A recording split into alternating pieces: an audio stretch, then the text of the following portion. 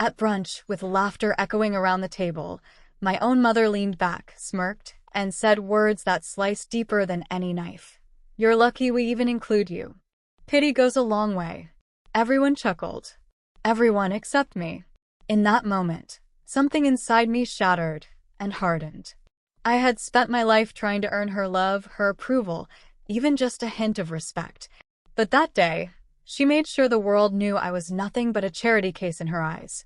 What she didn't know was that her cruelty lit a fire I could never put out. Because if she wanted to humiliate me, she had no idea how far I was willing to go for revenge. My name is Emily, and for as long as I can remember, I've been the outsider in my own family. My parents had 2 golden children before me. My older sister, Jessica, and my brother, Ryan. To everyone else, they were perfect, smart, attractive, charismatic. And then there was me, the unplanned child, the one who never quite fit the mold my parents had built around their little world of perfection. Growing up, I learned quickly that approval in my house wasn't given freely. It had to be earned. Jessica brought home straight A's. She got a shopping spree. Ryan scored a winning goal. He got praised like a hero. Me? Even if I tried, even if I worked harder, the best I could hope for was a nod, and more often, a reminder that I'd never quite measure up. My mother, especially, had a way of cutting me down without even raising her voice. She was refined, poised, always perfectly dressed, someone who cared deeply about appearances. And I was the awkward child, stumbling through my teenage years, wearing secondhand clothes, my hair never quite right, my smile never quite confident enough. I thought maybe, just maybe, things would get better as I grew older. But instead, the divide grew wider. Family gatherings were the worst.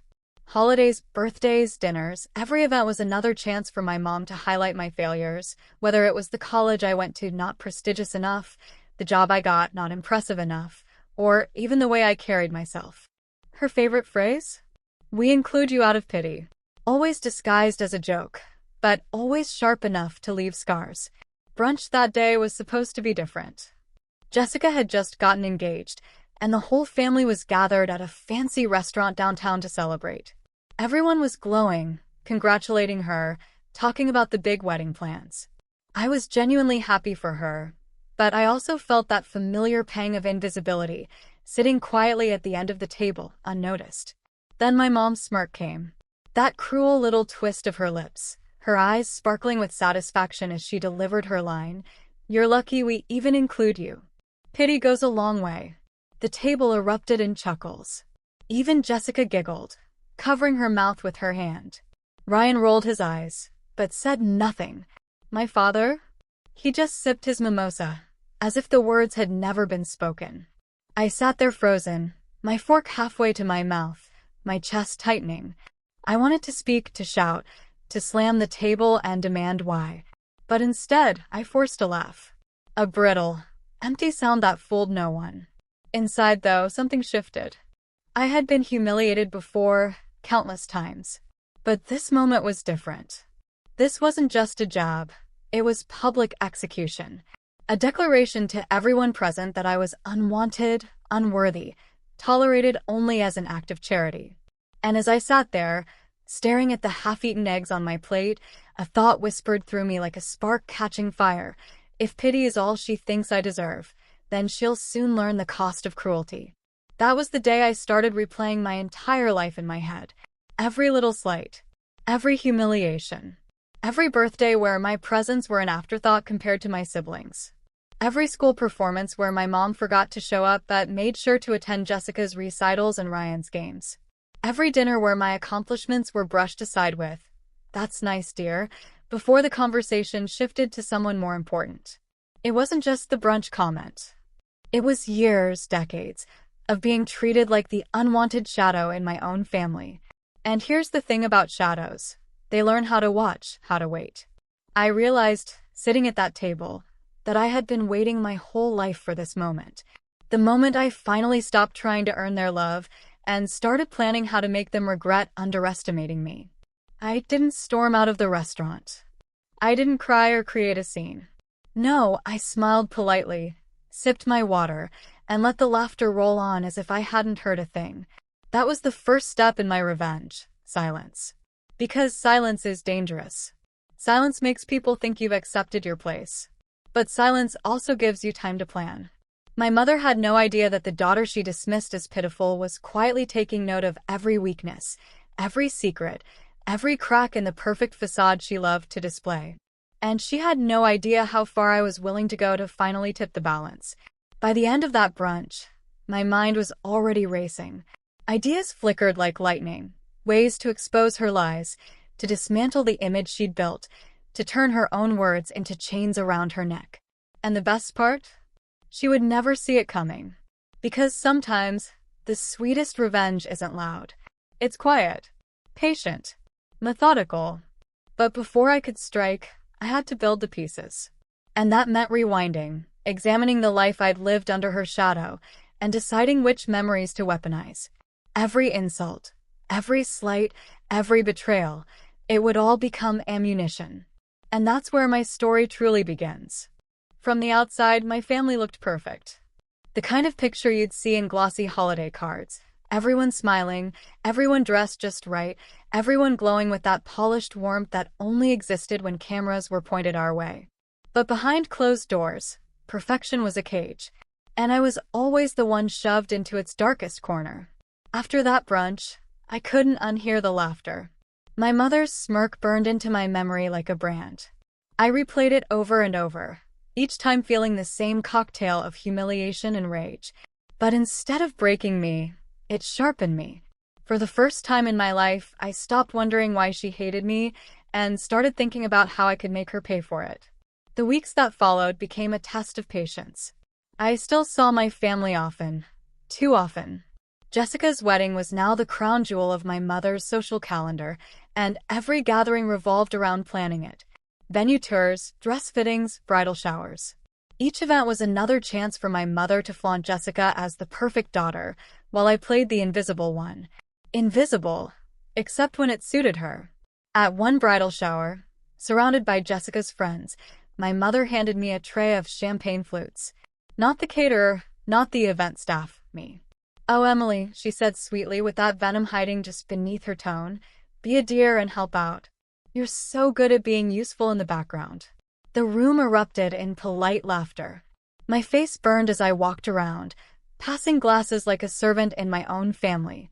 Jessica didn't stop her. Ryan didn't step in. My father didn't even look up from his phone. And that was when I realized something important. It wasn't just my mother. She might have been the ringleader, but my whole family played along. Whether through silence, laughter, or complicity, they had all chosen their side. And that meant my revenge couldn't be aimed at just her. No, I was going to dismantle the entire illusion of our family.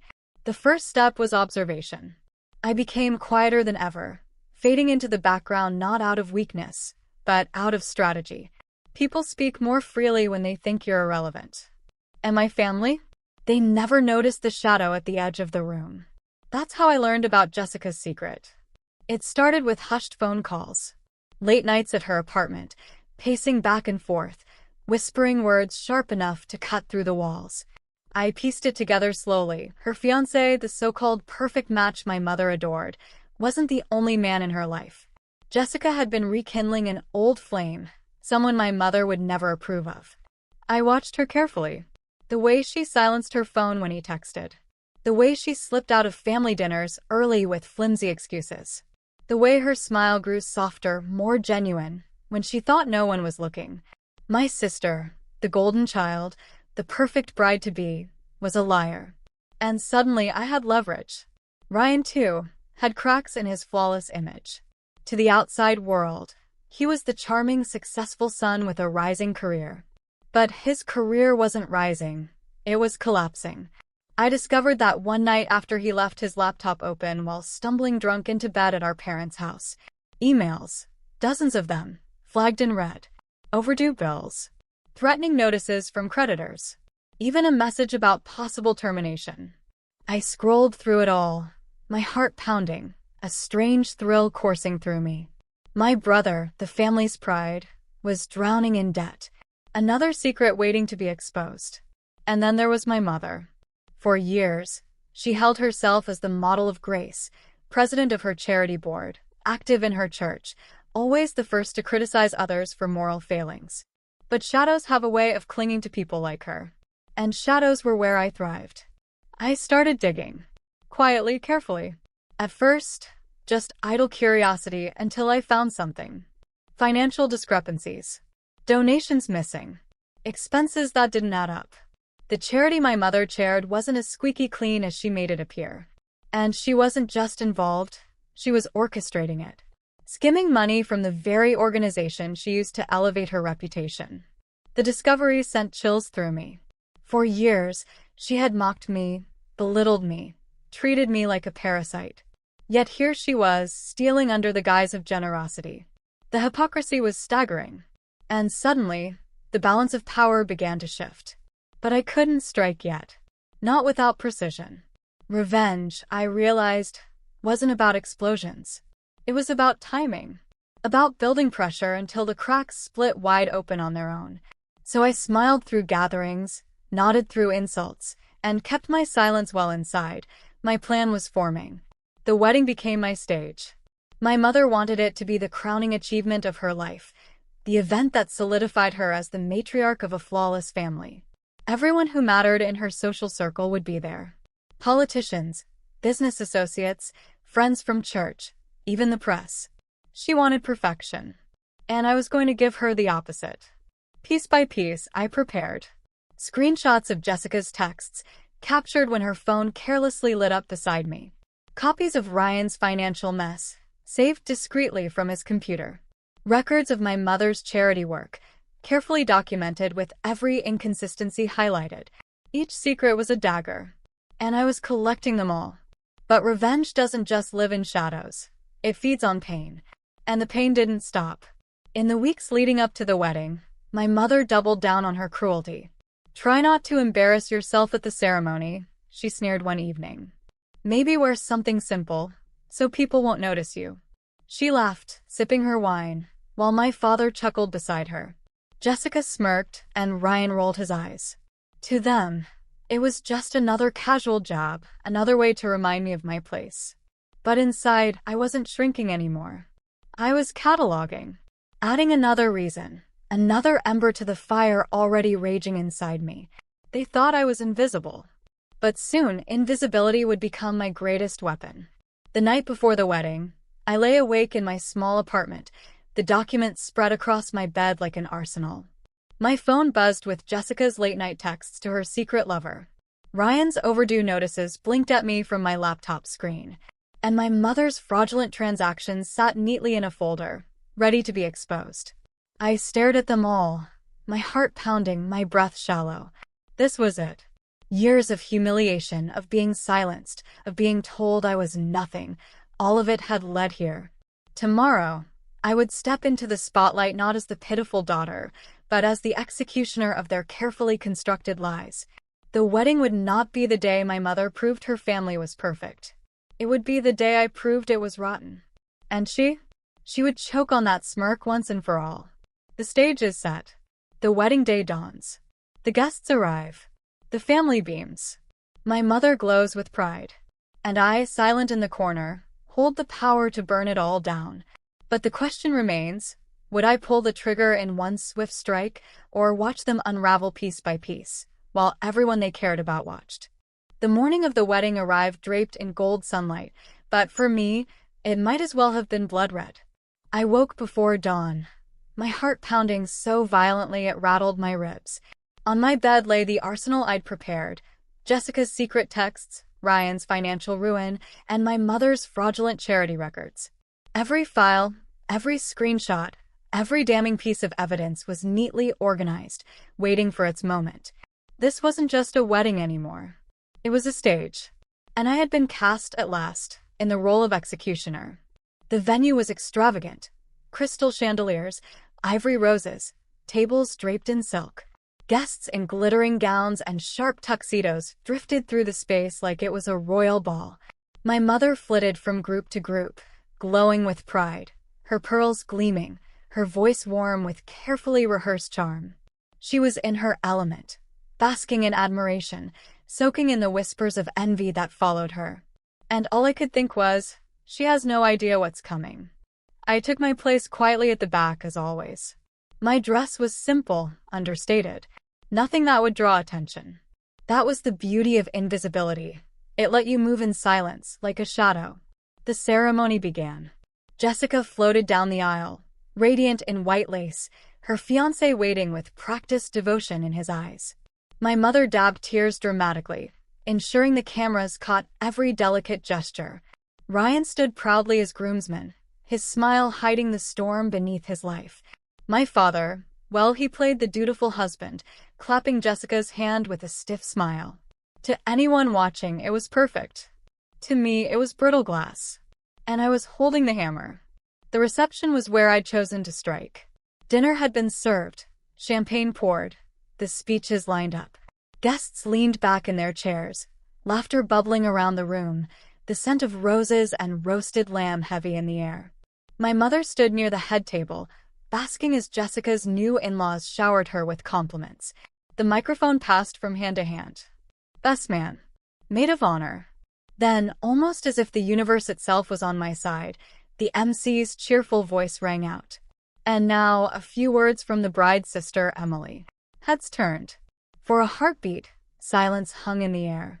My mother's smile froze, just for a fraction of a second, before she quickly masked it. I saw her lips tighten. She hadn't expected me to be included. She hadn't planned for me to have a voice. But I had one. And I was about to use it. I rose slowly, smoothing the fabric of my dress, my palms slick but steady. Each step toward the microphone felt like crossing a battlefield. The room blurred, faces glowing under chandeliers, whispers rippling, but I kept my eyes on my mother. She tilted her chin, smirking faintly, no doubt expecting me to deliver some bland, forgettable speech. She had no idea. I took the microphone, my voice trembling just enough to sound genuine. Good evening, everyone.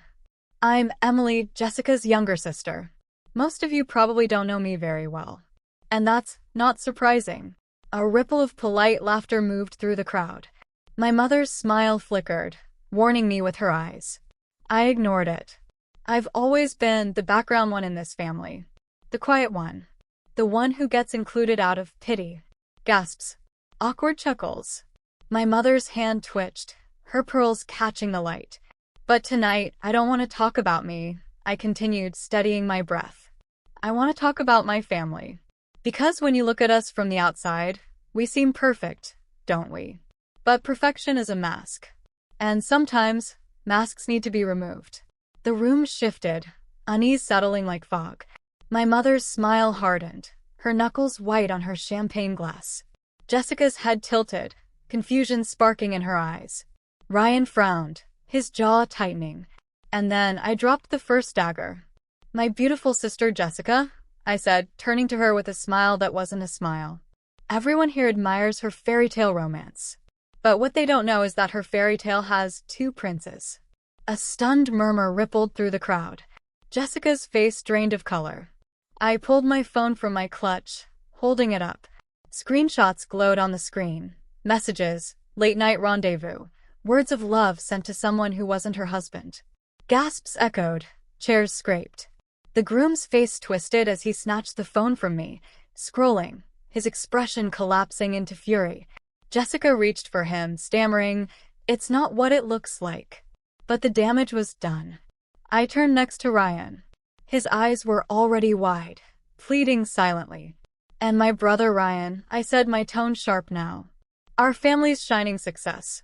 Except, success looks different when your bank accounts are empty and your creditors are knocking at the door." I held up a folder, pages sliding free, emails, notices, debt collectors demanding payment. Gasps swelled again. A guest at the table muttered, "My God." Ryan surged to his feet, his face red, his voice booming. "That's none of your damn business." But it was too late. The whispers spread like wildfire. And then, the finale. My gaze locked on my mother. She was pale now, the smirk gone, her mask cracking in front of the people she valued most. I let the silence stretch, savoring it before speaking. And finally, my mother. The woman who taught me that pity goes a long way. The woman who raised me to believe I was nothing more than an afterthought. Well, let me tell you what pity really looks like. I held up a thick envelope. These are records from the charity she chairs. The charity she parades as proof of her generosity. But what these records show is theft. Skim donations. Missing funds. Fraud committed under the cover of kindness. Gasps turned to shouts. Phones lit up, cameras pointed at her. My mother's face twisted, her mouth opening and closing as if searching for words. Lies, she spat finally, her voice trembling. All lies. But it didn't matter. The papers were in Guest's hands now, evidence undeniable. Her perfect reputation shattered in seconds. And in that moment, standing in front of them all, I felt something I'd never felt before, power. Chaos erupted. The grooms stormed out, Jessica trailing after him in tears. Ryan cursed, slamming his fist on the table. Guests whispered, pointed, recorded. And my mother who had always smirked at my humiliation, was now drowning in her own. Her voice cracked as she screamed at me, "How dare you?" But her words were drowned out by the roar of the crowd, the gasps, the accusations, the betrayal written on every face turned against her. And me? I stood tall, the microphone still in my hand, my heart pounding but my voice steady. You wanted me invisible, I said softly, but the microphone carried it across the room. But tonight, everyone sees you for what you really are. I dropped the mic. The sound echoed like a gunshot. And then I walked away, leaving her to choke on the ruins of her empire. The wedding lay in ashes. My mother's mask was gone. My siblings were exposed. My family's perfect image destroyed in one single evening. But revenge doesn't end in one night. Because the true question is, what happens after the spotlight fades, when the wreckage is all that's left? The sound of the microphone hitting the floor still echoed in my ears as I stepped out of the reception hall. My heels clicked against marble tiles, my heart still hammering, but my steps were steady. For the first time in my life, I wasn't running from humiliation. I was walking away from it, leaving it behind me, exactly where it belonged, with them. Behind me, chaos reigned. Voices rose in frantic confusion. Guests demanded explanations. Cameras flashed. The whispers that had haunted me my whole life. Emily's the odd one. Emily's the burden. Emily's the pitiful one, had been replaced with something new. Jessica cheated? Ryan broke? Their mother a fraud? The shame that had always been mine now sat squarely on their shoulders. And oh, how heavy it looked. I didn't look back that night. Not once. I walked out of the venue into the cool evening air and felt my chest expand like I could breathe for the very first time. The weight of years, decades, lifted in a single evening. My hands still shook, adrenaline surging, but inside there was a calm I'd never known. Was it cruel? Yes. Was it merciless? Absolutely. But after a lifetime of being made small, of being silenced, of being laughed at as if my pain was a family pastime, I didn't feel guilty. I felt free. But freedom doesn't erase consequences. The fallout came fast. By the next morning, the wedding disaster was plastered all over social media. Guests had recorded everything. My speech, Jessica's texts, Ryan's debt papers, my mother's exposed charity fraud. Clips circulated like wildfire. Headlines bloomed. Dream wedding turns nightmare. Family secrets exposed in shocking toast. Charity queen accused of fraud after daughter's speech. Bride's infidelity revealed during reception meltdown. My phone buzzed non-stop. Messages from relatives, acquaintances, even strangers. Some called me cruel. Others called me brave. Many simply wanted the details. For once in my life, the whispers weren't about my failures. They were about theirs. Jessica's engagement ended before the night was over. Her fiancé walked out, refusing to hear excuses. The man she'd been sneaking around with? He ghosted her as soon as the scandal broke. Her fairy tale crumbled into dust, leaving her sobbing in a dress she'd once thought made her untouchable. Ryan's financial troubles went public next. Business contacts pulled away, afraid of being dragged into his mess. His company distanced itself, and within weeks, he was unemployed. The golden sun reduced to ashes. And my mother, The mighty matriarch faced the harshest fall. The charity she'd used as her throne was stripped from her. Investigations launched. Donors demanded answers. Her friends at church, her polished social circle, the very people she lived to impress, they vanished like smoke. Overnight, she went from admired to despised, her reputation beyond repair. For a woman who thrived on control, the loss of it broke her. As for my father, he said little. He always had. But silence is a choice too.